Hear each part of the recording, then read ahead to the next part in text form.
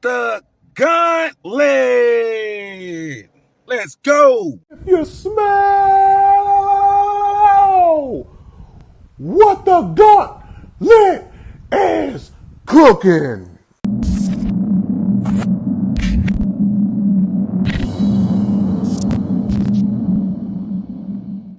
Got the Friday night lights on me like I'm on varsity. Welcome back to the Gauntlet we took last week off. I hope everybody was having the good Thanksgiving. I definitely had an interesting one. I missed my flight. So I actually spent the night in the Philadelphia airport. So that's definitely like an experience that I'll carry with me. And it's definitely an experience that my family will not let me forget about. I can tell you that. So it was fun. It was good. But how's everybody doing? Good. I had an interesting one last week also. So it really stormed really bad down here, and we went down to my aunt and uncle's at in Texas City, about an hour south of here.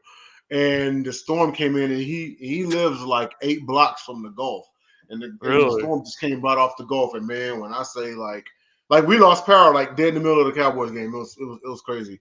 But by that time period, we were all we were just relaxed watching TV, having some drinks and everything. We were packing up to kind of go anyway. So, yeah, I made it back in time for the Patriots Vikings game, which was a lot better than folks expected. Way better. Yeah. And I was so, actually roasting that game because I was saying how Thanksgiving we only have to look forward to Kirk Cousins versus Mac Jones in a primetime game. But it actually turned out to be probably the game of the day. turned out to be a pretty good day of games. I mean, the Lions and the Bills was pretty good. Mm-hmm. The Giants and the Cowboys, and then the Vikings and the Patriots was a pretty good game actually. So you know what? Yeah, wasn't not too bad. bad. No, not bad at all. Not bad one bit. It's crazy because you never know those matchups, even with those mid to bottom tier quarterbacks, they might turn out to be like some low key fire matches because you figure someone's got to win, and you got Mac Jones. I didn't expect Mac Jones to do that good, even in a loss. And then you got Kirk Cousins in prime time, and he's fighting those demons. So yeah, I mean, I don't know. It made for great storytelling. It's okay if I can talk about my Thanksgiving now? Because I didn't get Go ahead. Yeah, go right ahead. Yes, thank you. I'm pretty good, though. I tried stuffing for the first time. I did not like it in the beginning, but I loved it in the end. But other than that, spent time with my dad and his best friend. About that game against the Vikings and Patriots, I messed up because I thought Ramon J. Stevenson was going to go over. And if he did not go over and I went under, I would have won me a couple $100 because all of the hit Mac Jones, Justin Jefferson, Nick Folk, and Kirk Cousins both hit. So, but at the end of the day, I love football. I'm one of those fans that I don't care who it is. I don't care if it's 3-0, 6-6, 2-10 versus 2-11. I love football because there's always somebody or some bright spot on a team that you can find. So every game for me, I watched them and I enjoyed every single one of them. Yeah. So Dom, how was your Thanksgiving though? Non-traditional, as it has been for quite a few years now. My mom really doesn't cook Thanksgiving anymore. I mean, she did obviously during the pandemic. We always used to go to the casino buffet, which was dope. We'd go to this hole-in-the-wall bar in Hamtramck because we could smoke there, watch the game, go to the casino, just mow. But because of Corona, most of them have closed down. One of them actually opened back up. So for whatever reason, they didn't want to do that. So we went to an Italian restaurant for dinner, which was kind of weird. Like, I mean, it was a good day overall. I ate my weight in shrimp cocktail, watched the Lions, find a way to lose because, that's what we do. But yeah, it was good. Had some bomb lobster biscuit soup. Lobster biscuit is actually pretty fire. That chip shot field goal, or they would have won the game probably. Or managed the clock better at the end of the first half or the second half, or ran the ball behind, a top 5 O-line in the NFL. Oh, let's take a shot at the end zone on 3rd and 1. Yep. Lions got a lion. We got Grizz in the chat. What's up, Grizz? Hope you also had a good Thanksgiving, bro. He's a loyal. So guys, you know how we normally start the show? It's going to be the sports morons of the week. Are you kidding me? No, I'm not kidding you. I'm dead serious. Are you guys kidding me?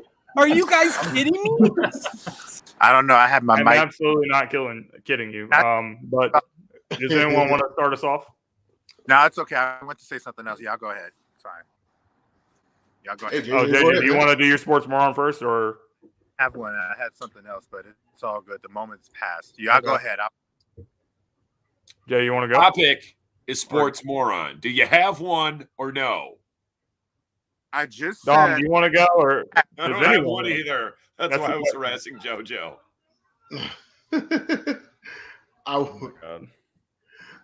I'm the sports moron. Well, actually, it's not even really a sports moron. I mean, we're gonna address it like on the show and everything. But the whole thing, Oh, the the Busby whole thing.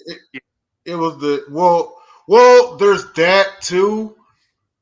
In fact, yeah, I'll just go ahead and because this is just Wait, I me. do have one. I just have to think of his name. Go ahead. Sorry. This is just me.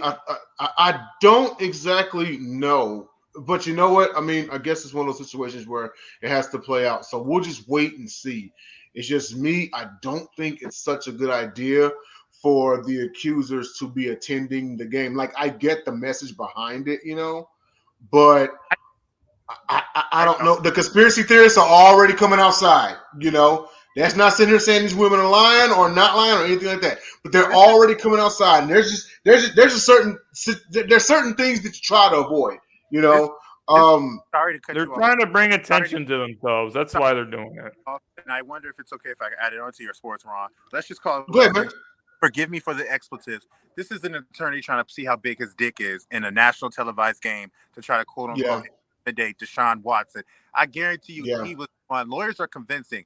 The girls, why would a person that can look at a person that gives them terrifying nights want to come see them play unless your attorney feels like it's going to be completely safe? It's okay. This dude, I hope, I know say to you, Jay, but because of that, I hope Houston gets ramroded and Deshaun has like 5 touchdowns, and then that's it. That's probably what's going to happen. Like, I They really might. hope, because I think that whole thing. No, I need Houston to win 2 games so we can get that number 1 pick from the No, Rams. fine. But hey, like, come on now. Because my question to him is, okay, so are you going to do this for every single game he had, or are you going to do for just this game because he's going back to Houston? Everybody's watching it. You want your dick out there to show people, you know what? I'm this intimidating person. It definitely was more. It definitely was more about Busby than the actual accusers. He definitely had some influence in this. In fact, he had all influence in this. That's why I was saying it's a terrible idea. Because I don't know of any point in history where anyone had wanted to be like in proximity. I know it's like yards away or whatever they understand. Normally, they don't want to be anywhere. They don't want to see the guy. They don't want to do nothing like that, right?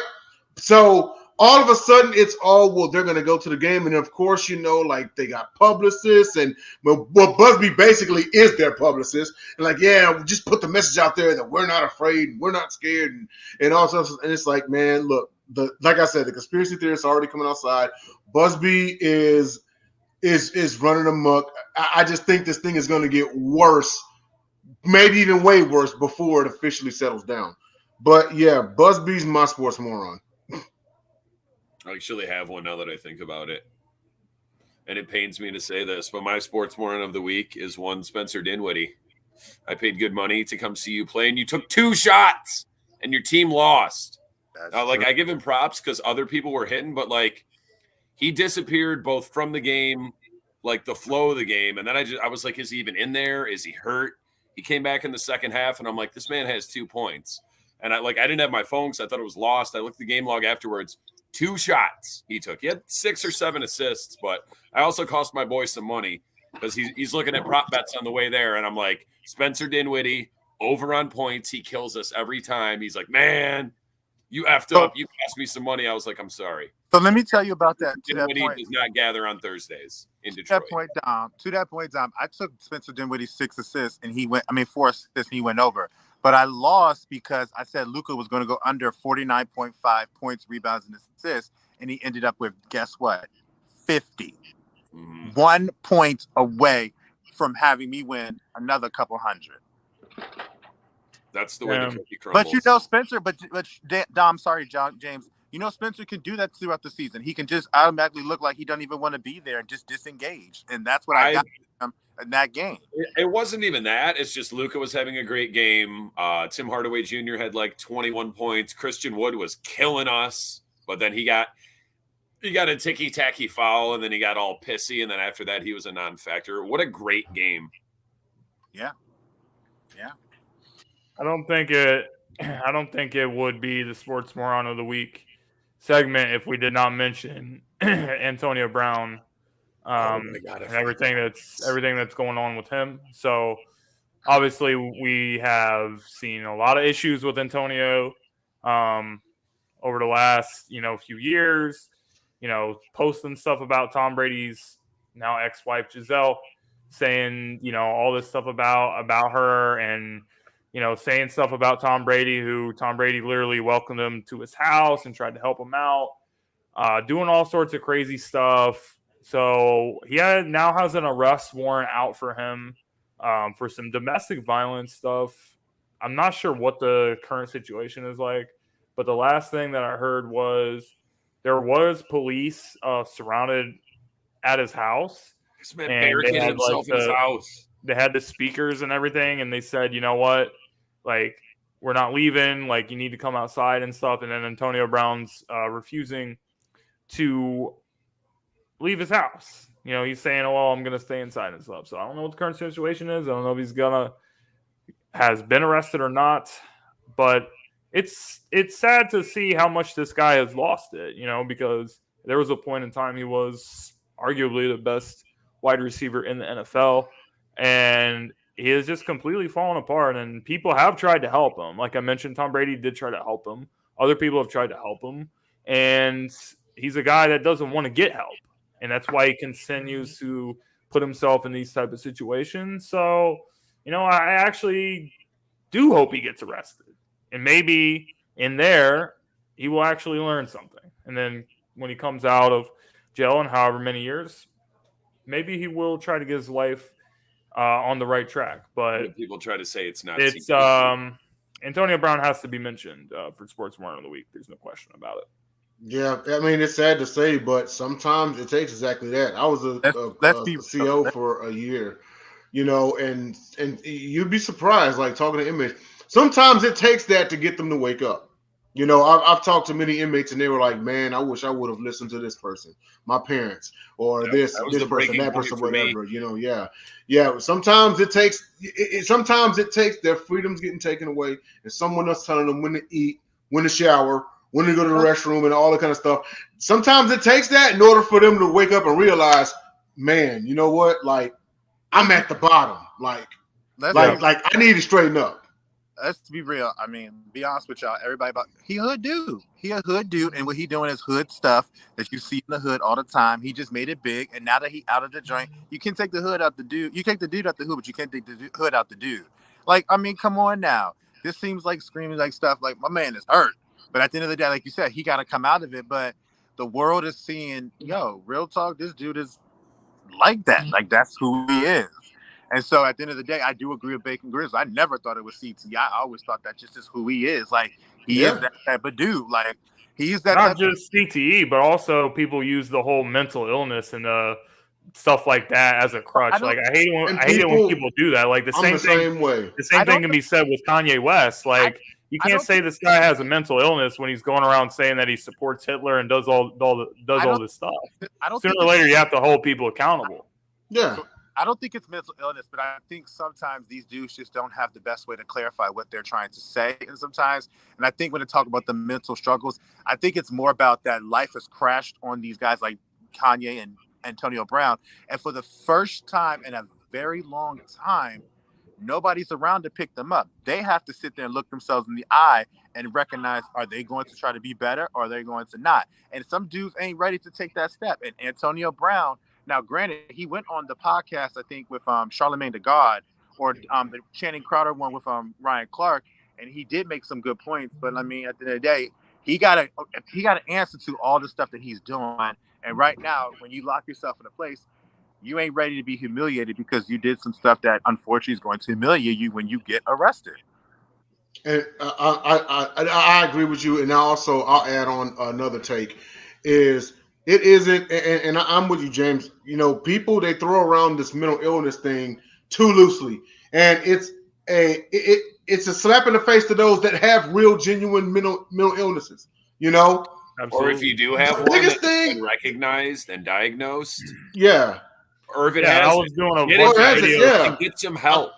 I was doing a Yeah. bunch of videos The thing- actually in November because November is Men's Health Month. I was talking about mental health for men. It's a very serious thing, but you have people that actually do have a problem, but they won't get help. So at that point, if you have a problem and you don't want to get help for it, Can you? and then every time you do something, you use mental health as an excuse, it actually is disrespectful to the other people that are struggling. And I got it. you have the help and the resources available for you, and you have too much pride to do it. So, or too much pride to get the help that's available for you. So that's why I have a problem with it. It's and interesting. I have and just It's interesting that I was going to add another layer to Jay's Nelson point, and Jay, you definitely can understand that because you and I know no shade to anyone, but we brothers. Brothers ain't meant to talk about their mental health. Brothers ain't meant to sit there and do stuff. They are raised came up a to bit sit there different. and just be tough, push through, whatever. And he came from the Moving under hood, the rug. so you know for a fact that that dude is not going to sit there and be showing his emotion. He'd rather bug out and do this than sit here and admit the fact that he really hurt at some of the decisions he's made. That's really what it is with these dudes. Because I mean, we brothers, no shade, and I know everybody else does it, but Black men have a hard time talking about how they feel. They have a seriously hard time. They would rather be the most nastiest, meanest, craziest person in the world than to admit to something that, you know what, I can't handle this. I You can't know, do this. yeah, that absolutely. You I know, don't agree because with that. especially coming from like with some people, with some of us, and like he said, you know, others do it too. You know, like just like with Dom. You know, like we come from an era where you know we were told to straighten up, or we'll give you something to cry about, Right? or something like that. You know what I mean? Like we were taught to suppress emotions. You know, but to add on You to JJ's You a point. man, bro. You ain't supposed to have no feelings, bro. Suck it up and deal with it because you a man, bro. Your life is hard, so you better get through it. You hear that so many times, and then something happens, and then there's a problem. But to add on to JJ's point, it's also money. With Antonio Brown, Kanye West, when I've always said in the United States of America, you are measured by how much money you make, how much money you have, no matter how terrible you may be. Kanye and Antonio got all this money and surrounded themselves with a bunch of people who told them what they wanted to hear instead of what they need to hear. So a lot of it is on their circle as well for egging these cats on. And you knew you knew that for a fact when Jay-Z disengaged from being around Kanye because he probably told him to get his act together, but he was like, nah, bump you. I'm gonna do this myself. Jay-Z said, I bet you a lost cause. You gonna figure it out on your own. I'm out of this joint. And Kanye is a numbers person, so you got to think, no matter how big of a brother Jay-Z is, and no matter how much significance he holds, Kanye's a numbers man. All he sees is one man saying this, but tens, thousands saying this. He's going to go with the crowd at the end of the day. The money's still coming in. Yeah, and his money's still coming in. So, but yeah, that's my take, James. Go ahead, man. My bad. We just got to move on to our next topic. So, player of the week, running back Corey Dillion. So could you be any less excited? This was Dom. I mean, we messed up this week. We were not on the ball with getting topics and everything. So usually we have like polls and people vote, but this week we're just like, you know what? F it. Like Dom's player never wins. So let's just actually throw him a bone. Like it just always takes like 7-8 weeks. It's December. It's Christmas. It's the season of giving. So thank Dom, you. why don't you just start us off with how much you love him? I guess. Clock killing Corey Dillion. Corey Dillion was, man, like supremely underrated. I mean, he doesn't have a ton of the accolades. He doesn't have a bunch of records. He's a 4-time Pro Bowler. He got a Super Bowl championship. He got good stats, though. To my behest with the Patriots. Oh, yeah. 11,000 yards all time, 82 touchdowns, 4.3 yards a carry. He actually had his best season at age 30 with New England, 1,635 yards, 12 touchdowns. But he He came into the league and he was the why am I drawing a blank on the receiver from Tampa with all the 1,000-yard seasons year after year? Why am I forgetting? Mike Evans.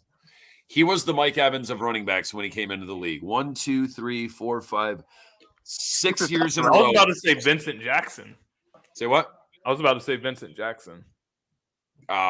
Similar. But yeah, Corey Dillon came into the league 6 years, first 6 years in the league, 6,000-yard seasons. Probably would have had a 7th one, but he missed a few games. That was actually really his only kind of down year. One of the only years he averaged less than 4 yards a carry, because as we know, that's the standard. Looking at you, Eddie George. I am ashamed. Oh, I'm like, where'd he go to college? Washington. You know, it's Nice. interesting. He went to the same school as Yeah. Sidney Jones. You know, it's Mhm. it's Oh, interesting that wow. I Why love would you even bring up that name? That is so disrespectful. Corey Hold Dillon, on. if you're watching, I said what I said. You know, I loved talking about Player of the Week because it takes me back to my Madden days. And I remember when Madden 02 came out, and the first team I played with outside of like the Los Angeles Cincinnati Chargers was the Cincinnati Bengals because of Corey Dillon, and I was a big fan of Takeo Spikes and on that team. Corey Dillon is the definition of consistency because he was going to give you what you need to get. He's going to get 100 yards if you need it. He can take it 25, 26, 27 times. And like Dom, I wasn't really a big fan of the Patriots, but he's one of my favorite running backs. So I was happy to finally see him be rewarded for such hard work because he was a great player on a very bad Cincinnati Bengals team for a very long time. Like if you pick a player, like he was that guy. Some of the games they won was because of him. The main reason. So I'm very happy that we get a chance to talk about Corey Dillon because I love Corey Dillon. I've been a big fan of him. He's like Curtis Martin to me, a guy that you know is just going to just give it to you. And he came, unfortunately, that era is so filled with such great and amazing running backs that some of the ones that if you look at their resumes are pretty stacked to the point where it's like, yeah, he should deserve Hall of Fame, but you have to step back because you're like, oh, wait, there's another person that has a more deserving because he was so good. And Corey Dillon has a resume by default that is worthy of the Hall of Fame, but he doesn't have the Pro Bowls or the All Pros because look at the era he was in. He was fighting Clinton Portis, LaDainian Tomlinson, Marshall Faulk, all of them. Priest Holmes when he was good. Priest Holmes, yep. You know, and Corey Dillon, and you know, Corey Dillon's back should have already been aching by the time he got to New England for having to carry that team. But that's what happens when Achilles Smith is your quarterback. With that being said, Jeff Blake, The worst QB of all time. let's not forget about the game against the Broncos when he put up the single game rushing record with 278 yards. Not to mention, as a team, they rushed for 407. But and as a matter of fact, that game is on YouTube. It's great to see. So definitely pop a beer open and go watch that because it's awesome. This dude had a monster day. I mean, 41-yard runs. But let's see what else. He still formed the hell. Oh, 22 carries. Like, man, he had a ridiculous game, and you know, of course, that record would go on to be broken. I think it was AD. He broke it in 2007. We had 297 yards. Yep. But Corey Dillon, he most definitely, if he's not already, he most definitely should be like one of the Cincinnati Bengals, greatest Cincinnati Bengals honored. Just like with JJ, I was glad that he went somewhere and won a ring because I felt at that time period if anybody deserved it, and if it was one that deserved it more, maybe it was one or two. But Corey Dillon, he definitely, you know, he deserved to be rewarded for that. Ironically, he's on the New England Patriots All 2000s team and the New England Patriots All Dynasty team, and he only played there 3 years. Right. He's known more as a Bengal, and he made the. He you know, it's not like he was a bench guy. Like he had the best season of his career that year with the Patriots at age 30. Yeah, that was the year that they won it all, right? Yeah, 2004. 2004, yep. You know, so, I mean, to get rewarded for hard work. And the crazy part about it is it's not like he was on the downside of his career, I'm going to go over here and just kind of coattail my way to a ring because I'm old. No, he put up the best year of his career, and he won. You know, he was an integral part in them winning. They knew They knew what they needed, and they knew that they really were trying to sustain success. They needed that all-powerful back who they can help Tom Brady rely on, and he did what he was supposed to do. Yeah, people think that the misconception with the Patriots and all those rings, that team is their success has always been predicated on running the ball and defense. Tom Brady's just really clutch, plus the blood oath. But they've always got great O lines, which means they've got serviceable running backs. Then you get someone like Corey Dillion. Well, actually, Bill Belichick has a losing record without Tom Brady, so the Patriots can't win without Brady. So you can't really say that it's always about the defense and the running game and everything. It's because of Tom Brady. You can see now that it's because of Tom Brady, because the Patriots are not the same. I often don't in any way. Well, yeah, because they both signed the blood oath in their own blood on, it was on the same contract. That contract was not allowed to Bill be broken. Belichick is showing the world that he's not special. But you see what's interesting is I'm not on that wagon about that, because at the end of the day, the team that he was coaching was not even trying to be in their city and was on their mother freaking way out. So it was like, yes, he had a bad record, but that was a Cleveland Browns team that nobody cared about. Nobody wanted to care about them. He was starting to get that team together too. But they were absolutely trash. I can understand why people may start to say like, you know what, maybe he's not this person, but I definitely will not take away from his coaching abilities, because yes, his record is losing or so right now, but it's starting to get to a point where it can become winning, because he has been winning games with Mac Jones at quarterback. He may not win like 14, 15 type of games, but if you keep busting out 11, 10, maybe 12 win seasons, you're going to catch up from that losing record and turn into a winning record. The Patriots are literally the same team for the last 15 years. They have basically no talent on offense. They have no good receivers. They've had their Gronks. They've had their Randy Mosses. They've had their, good players. They've had Wes Welkers and people like that, but you normally don't have anybody special. And they still don't have anybody special. But now we're seeing that Bill Belichick is not a genius. He's not a genius. He's the guy that's been bailed out by Tom Brady.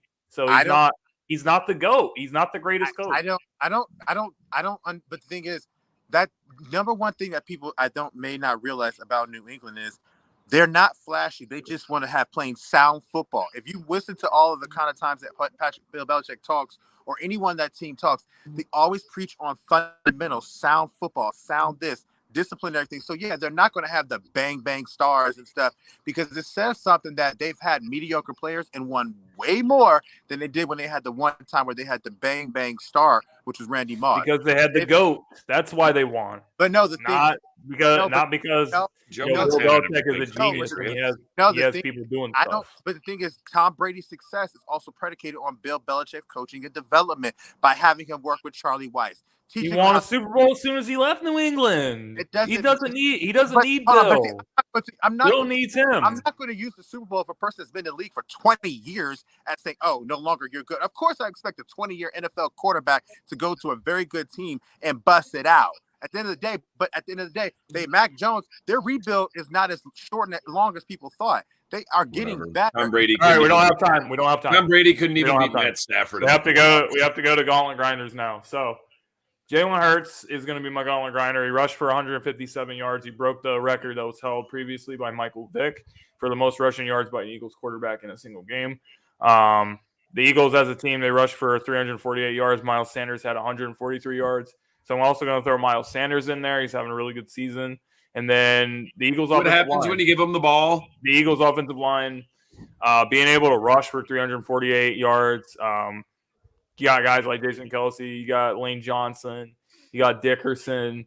You got Mailata. You got some really good guys. And nobody in the league can run the football. That's the way the Eagles can. So as long as it works, I don't think that there's any reason the Eagles should try to, become like an air raid type of team. Jalen Hurts has already shown that he can beat people with his arm. He made a great throw to Quez Watkins as well in that game for a touchdown. He put the ball right where nobody else could get it, and he knew exactly where Quez was going to be at the right time. So Jalen could beat you with his arm, he could beat you with his legs. But yeah, those are my Gauntlet Grinders with the Eagles this week. Well, my Gauntlet Grinder in the AFC, absolutely, especially since he's on two of my fantasy teams, is Raiders running back Josh Jacobs. He had a monster day at Seattle. 33 carries, 229. He averaged 6.9 yards a clip, 2 touchdowns. His longest was the 86-yarder that ended the game in overtime. And I mean, like, but you know what? Shout out to that line, though, man, because he went 86 untouched. Shout out to that line, man. And I know, you know, the running back's got to do his job too. He's got to hit that hole and kick up the speed. You know, but that's what Jacobs does. Your but that line was supposed to be trash. No one told them. They were supposed to, but man, yeah. Shout out Josh Jacobs. He's my gauntlet grinder for the AFC. Huge day for him, and here's so many more to come. And for my NFC, I had wide receiver Justin Jefferson, who on Thanksgiving at the beginning of the program that we alluded to, he reeled in nine receptions for 139 yards and a touchdown. He averaged 15.4 yards per reception. This man, if not already being labeled, within a year or two, he will be the best receiver in the league. I mean, you see what the man's doing. You see what I don't care, dude. Whether he's triple covered, double covered, you throw it wherever he's coming down. If he gets a hand on it, he's coming down with it. Now, shout out to Devontae Adams. He's been doing his thing, but young boy, he got some youngster over here. Except for when he plays against Darius Slay, who completely shut him down. Yeah. Well, there's that too, you know. But I'd be interested. In seeing the rematch, though. Every dog has his day because Darius Slay got cooked by Terry McLaurin. So everybody has their day. So at the end of the day, but I will give you on that. Justin Jefferson's that dude. My gauntlet grinder for the NFC is a guy that actually on a team that lost, but at the end of the day, he gave this team fits, and that's Detroit's very own Amon St. Brown. That man is Sun God. He is going to be a top 5 receiver in this game because he has an amazing ability at catching the football. He is too physical for a lot of these corners, and Buffalo didn't know what to do with them. They lost, but Detroit stayed in that game with a lot of the passes that were going to Amon-Ra St. Brown. And then on the AFC side, I'll take it to the dude who beat my team, which I will give it to both Trevor Lawrence and Zay Jones, because Zay Jones had all career day against my defense. And yes, you can sit there and say maybe Marcus Peters' legs were just not under him. But at the end of the day, this was a matchup where they actually had to come back, and it was a 99% chance of them not winning. And it was only really just Lawrence, Zay. It was them the whole game. So I have to give them much credit on that one because they did that. We had no answer for Zay Jones, and Trevor Lawrence just kept saying, you know, I'm just keep going to him. If you can't stop him, let's keep going. Fair enough. I have nothing to add because I was going to pick Josh Jacobs. I didn't think JoJo would be humble enough to pick Trevor Lawrence. But yeah, that was his it seems to be what young quarterbacks do against the Ravens lately, like get right, have their coming out parties. I still can't say for sure that Trevor Lawrence is that guy, but Baltimore's defense is pretty good, and he played very well. And it's good to see him develop some chemistry. Oh, Trevor's signature Jones, because no one else really did much of anything. They couldn't run the ball. Where'd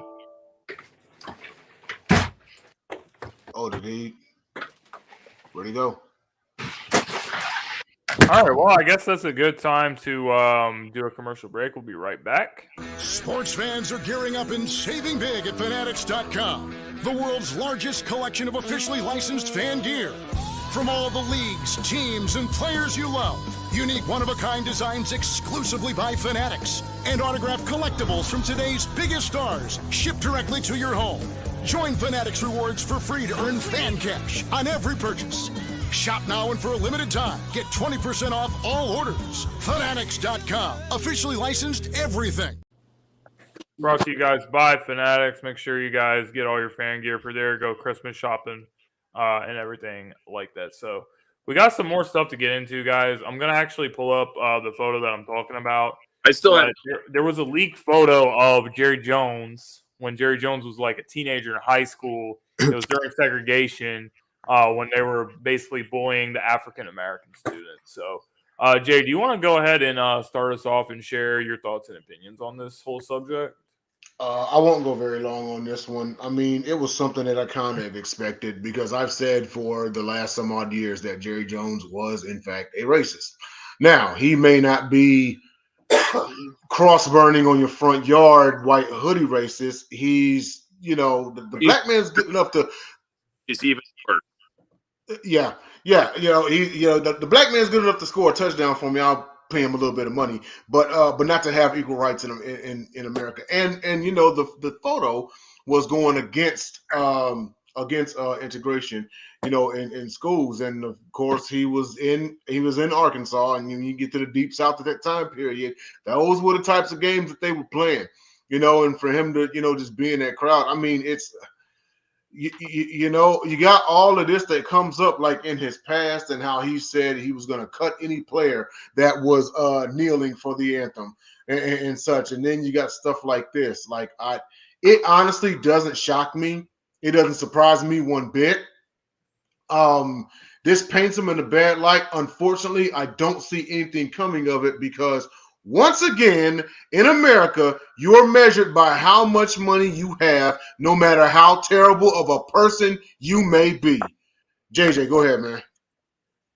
So to be honest with you, I have a little bit of a different perspective on this because it didn't surprise me that he had that photo like that would resurface, but it also doesn't bother me because I understand life. And I think it's interesting that people, when this happens, the outrage they get like, oh yeah, he's always this and always this and always this. But let them ask yourself, what's a movie that gives you a true message on how to be a better human being? Remember. Oh, you freeze up?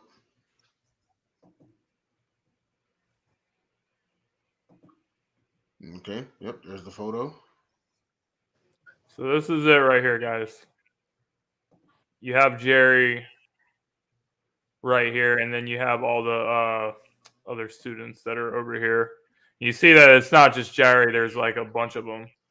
So my opinion about this is I just think it's funny that, and LeBron James actually pointed this out in his press conference because, everyone was quick to be bashing Kyrie Irving for the things that he did, which we also discussed on this show when it happened.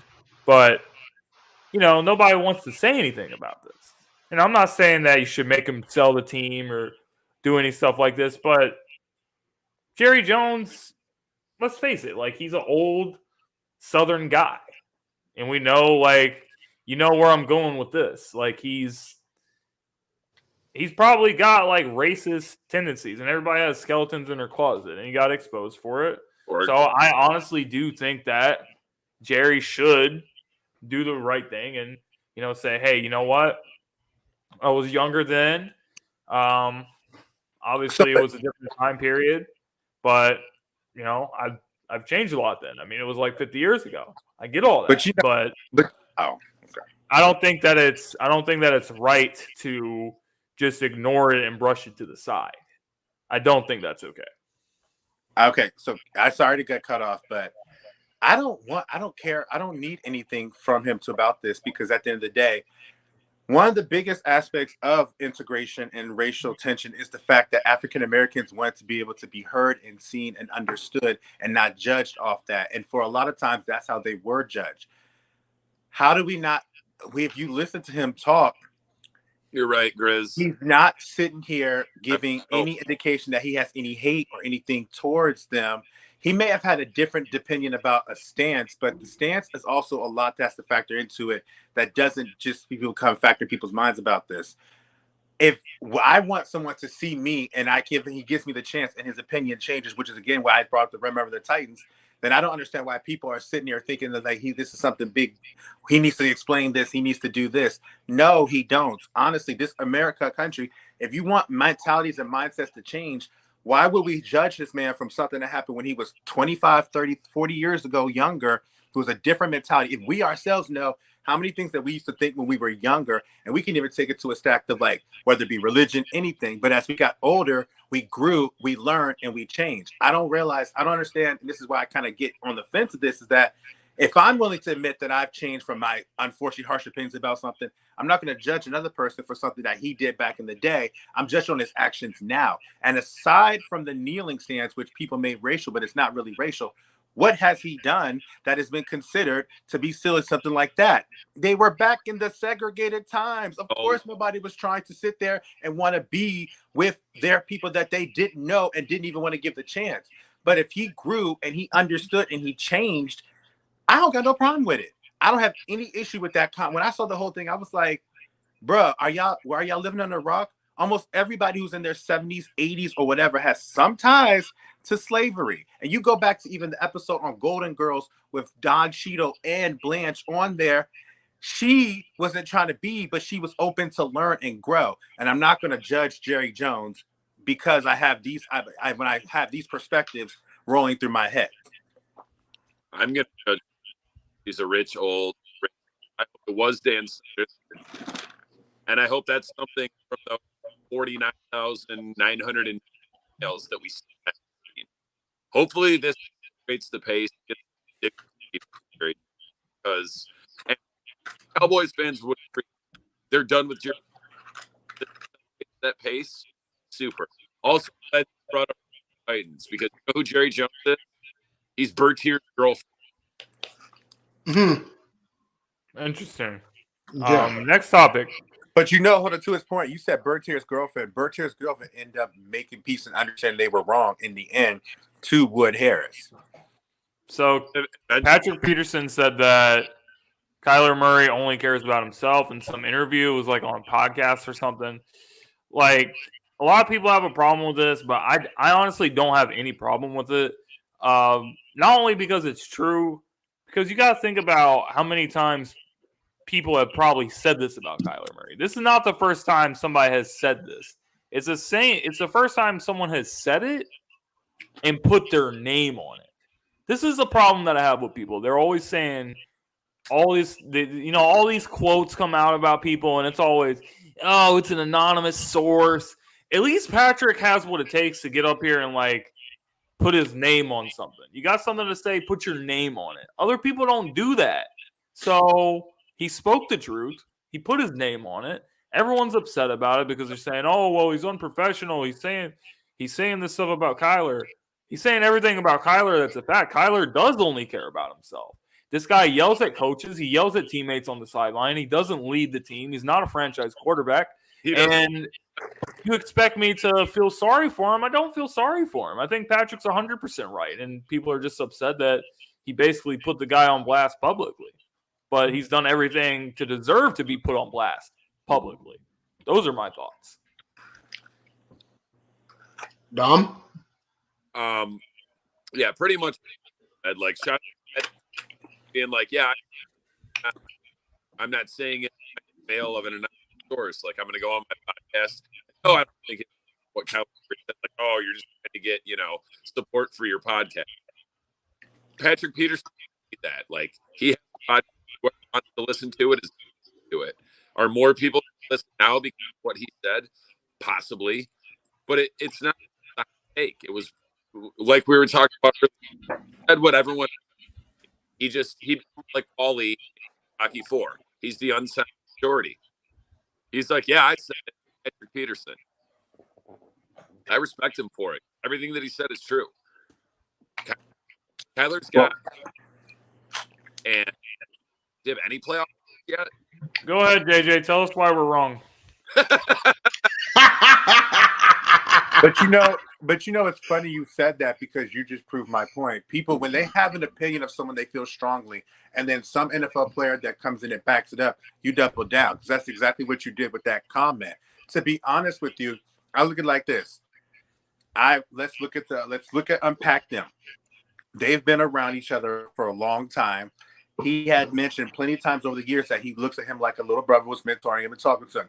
When you get to that point in your own life, the number one thing that gets you there is autonomy and being honest about how you feel so that we can really grow forward. Now, taking that into account, if I'm a man and I have that relationship with you, do I feel like it's more of a professional and more of a mannish move to say it in public?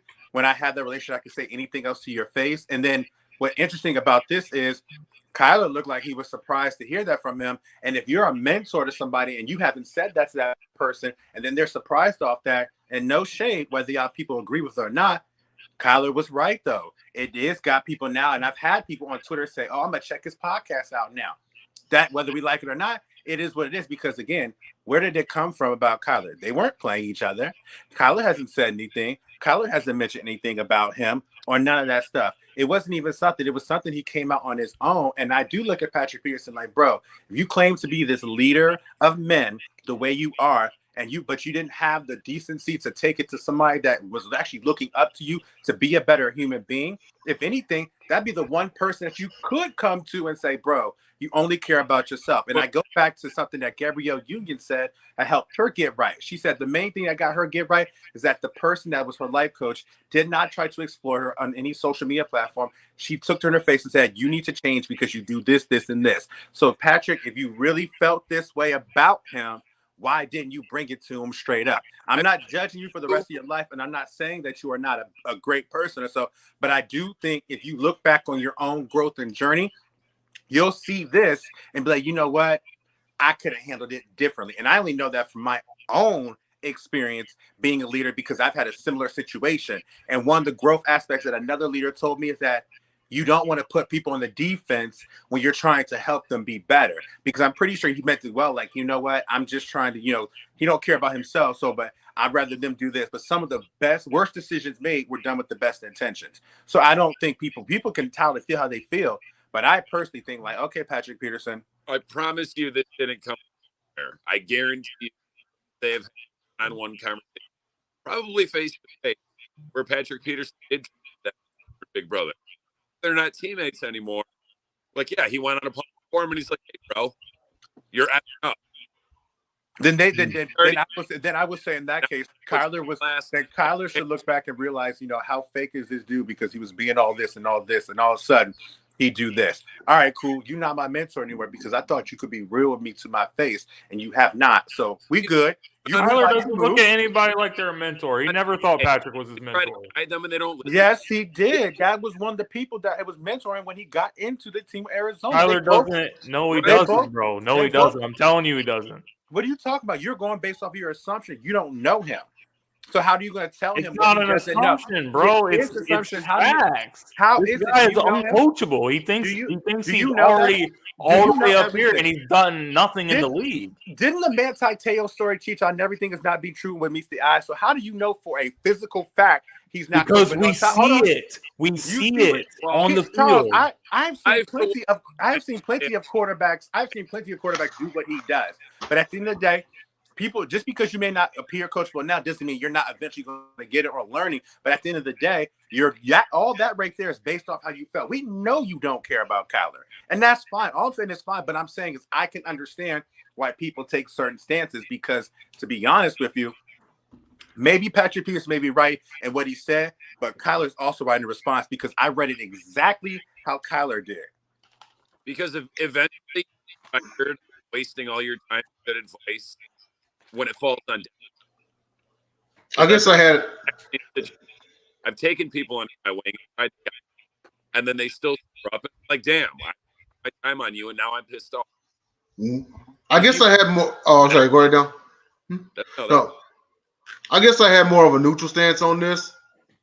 I felt like both of them are right. Kyler is selfish. He only cares about himself.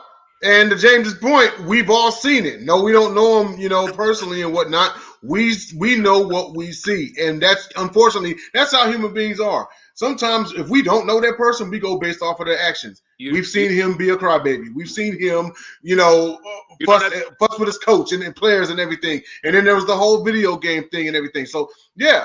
But also at the same time, on the other side, Kyler's right. Kyler feels like, man, if you was really my boy, you could have pulled me to the side. We could have been chopped it up about this. Now, we don't know if that already has been attempted and Kyler shut him down, But I'm just saying at some point in time, it's like, well, if you really my mans, you could have just pulled me to the side instead of just going on your podcast and saying that, Or at a minimum, there could have been a better way that he could have said it like, you know what, me and Kyler go back.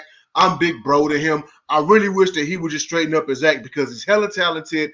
I think that he might be deserving of the money that's coming to him, or that the money that he got, but he could do better. He could do a lot better. I just foresee big things for him and understand that I'm critical about him because I looked after this man. Now, it could have been a better way that he could have said it.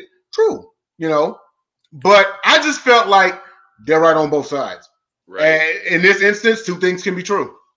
Yeah, when you've been in Patrick Peterson's shoes, you can understand why he feels what he does, why he said what he said. All right, is that everything for Kyler? I'm looking at Patrick like, bro, so next time you should be able to take it to his face because he expect you to do it. So do it.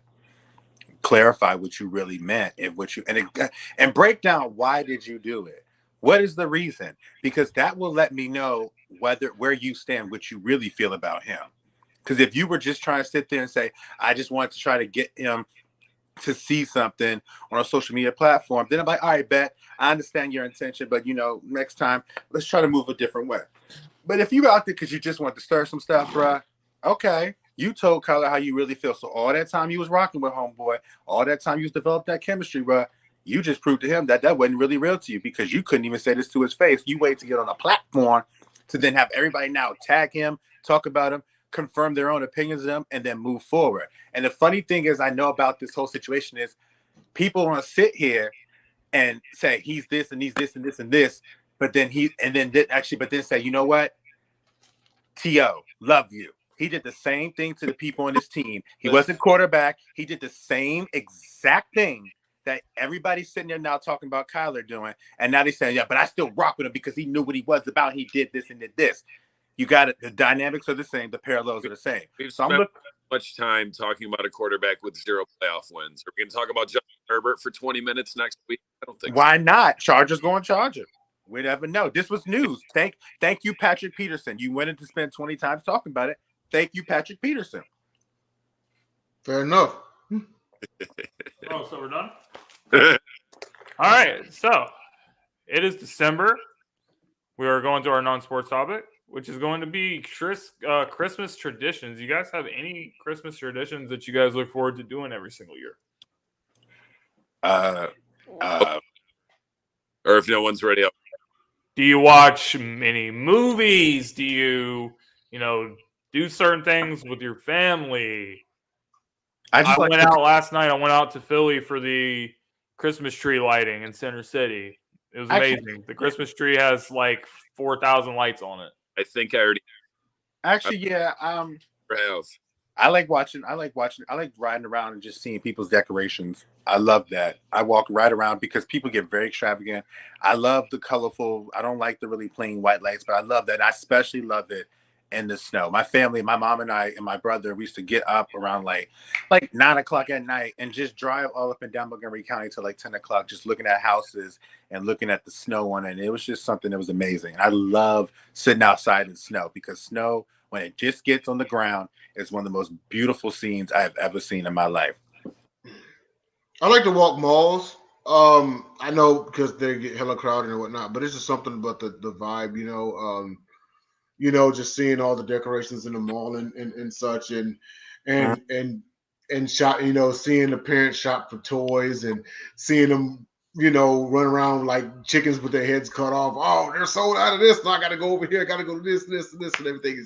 That's how the season is here. Also, most definitely the food as well. I'm probably going to get my onesie and my bear claw slippers and my Santa hat again this year. So be expecting some pictures for any first-time watchers. Yeah, I did it last year. It's coming back this year, definitely.